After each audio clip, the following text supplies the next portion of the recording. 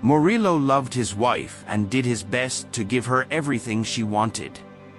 They met 7 years ago at a Thanksgiving party at university. Murillo and Sandra immediately liked each other and spent the whole night just talking. That day, Cupid's arrows hit the mark, and the young couple felt it the moment they met. They dated for only 6 months before having a small wedding ceremony and moving in together. Despite their families seeming perfect, many of Murillo's friends believed he shouldn't have rushed into marriage. They explicitly hinted that Sandra wasn't very dedicated to the relationship and could easily shift her attention to someone else. But Murillo refused to believe Sandra could even stop loving him, or worse, leave him for another man. The young man grew up in a strong family where his parents loved and respected each other. Perhaps Murillo's worldview was also influenced by the books he had been reading since childhood. In novels about brave knights and noble thieves, life seemed completely different from what it really was.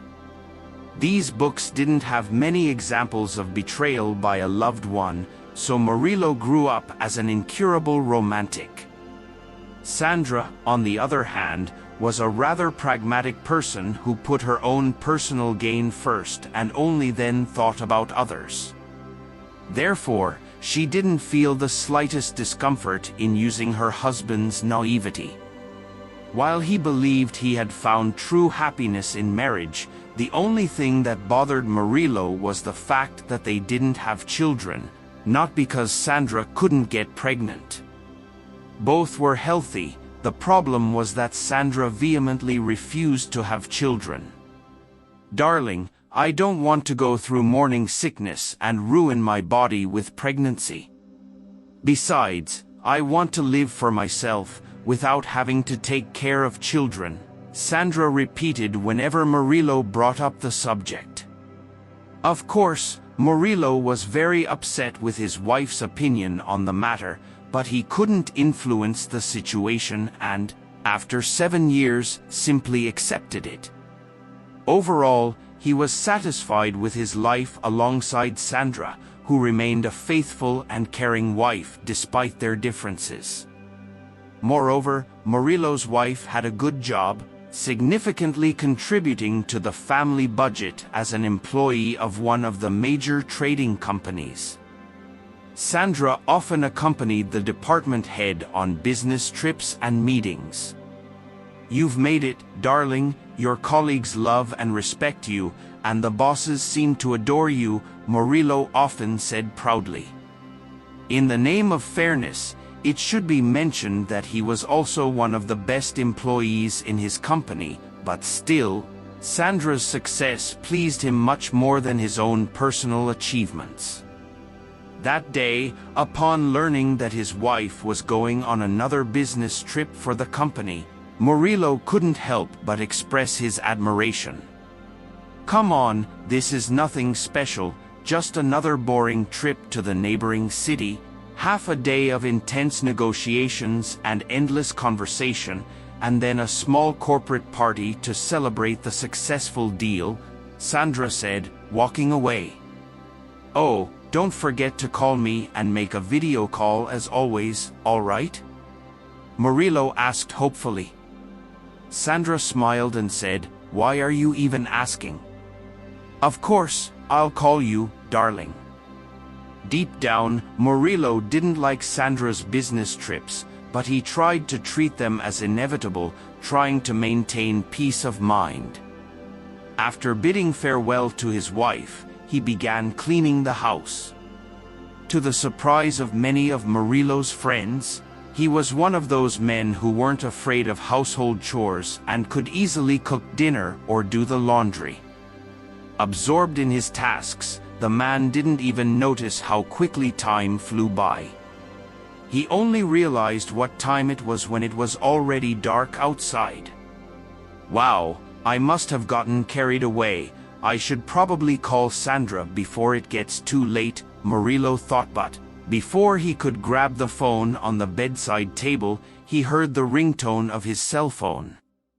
As soon as he answered the call, his wife said, "Hi, dear, how are you?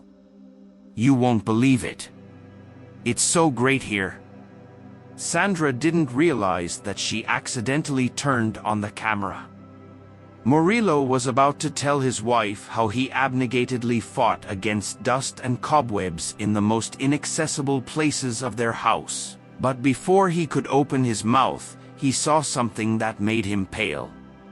What appeared before Murillo's eyes made him doubt the truthfulness of Sandra's words. The fact was that some man had just appeared in the background during the video call. He was wearing a robe and holding 2 champagne glasses. Murillo was so shocked by what he saw that he was completely speechless for a moment. Catching his husband's gaze, Sandra understood everything. "It's not what you're thinking, let me explain everything." Sandra tried to come up with a plausible explanation, but Murillo wasn't listening anymore. There was only one thought passing through the jealous man's mind. He needed to see the situation immediately, regardless of time and distance. Throwing a coat over his shoulders, Murillo jumped out onto the street and ran to his old, worn-out car.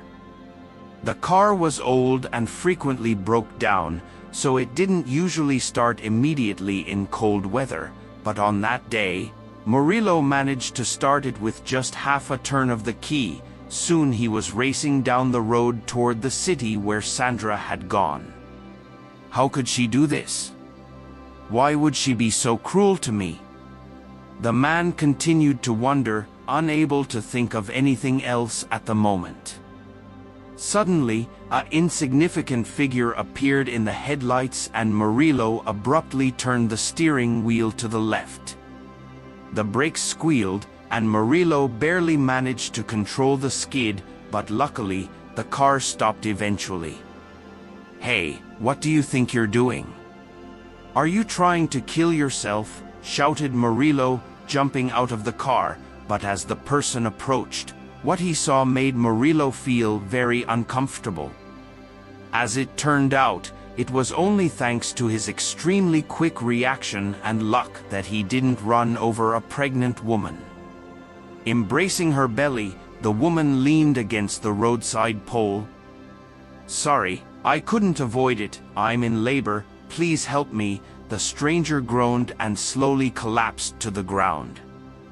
Murillo didn't have time to think, despite the fact that he had no medical training. He immediately realized that the woman was going to have the baby right there. He didn't have time to doubt himself because the woman's water had already broken. That night, Murillo had to go through something he had only heard about before. Fortunately, everything went well, and within half an hour, the man is holding a tiny baby wrapped in his coat. "Everything seems fine here, don't worry, the baby is okay," said Murillo, putting the woman in the back seat of his car. "No, not hospitals," murmured the woman and closed her eyes wearily. Ignoring the woman's request, Murillo still took his baby to the nearest hospital so they could receive qualified assistance. Of course, after everything that happened, Murillo didn't even think about sorting things out with Sandra. The man was so tired that he barely had the strength to get home and collapse on his bed without even taking off his clothes.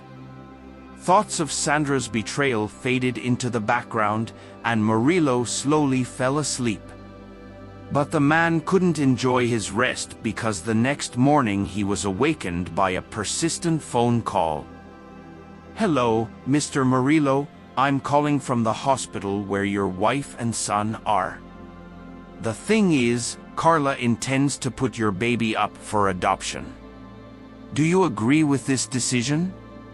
Do you really think it's the best option for the baby to be abandoned by his biological parents?" A female voice unknown to Murillo resounded. Murillo got out of bed and grimaced with the headache he was having. Only now did he realize that he left his phone number with the nurse on duty at the hospital yesterday. Wait, but I'm not the father of this child. And I didn't even know this woman until yesterday. What's her name? Carla protested, but the woman on the other end of the line wouldn't give up so easily. I don't care if you know each other, do something for God's sake. You know her now, don't you? Murillo didn't have a chance to respond because the woman hung up the phone. Does the world really work like this? Yesterday, I had to help a woman give birth. Now I'm being reprimanded for her decision to abandon the baby. Who is this Carla? Murillo thought, trying to figure it out. When the man finally arrived at the hospital, he saw Carla in the waiting room. The young woman looked exhausted and completely lost. Looking at her, Murillo couldn't help but feel sorry for her. I'm sorry, but I really have no other choice. My parents died in a car accident when I was 3 years old. I was raised in an orphanage and had no one to help me. My house caught fire and my fiancé broke up with me as soon as he found out I was pregnant. I'm completely alone in this world, Carla whispered, lowering her tear-filled eyes.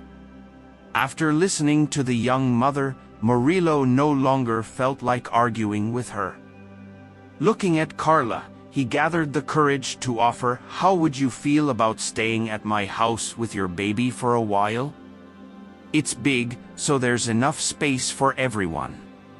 You'll have time to sort everything out." Instead of making a hasty decision, now Carla's eyes shone with hope for the first time in years.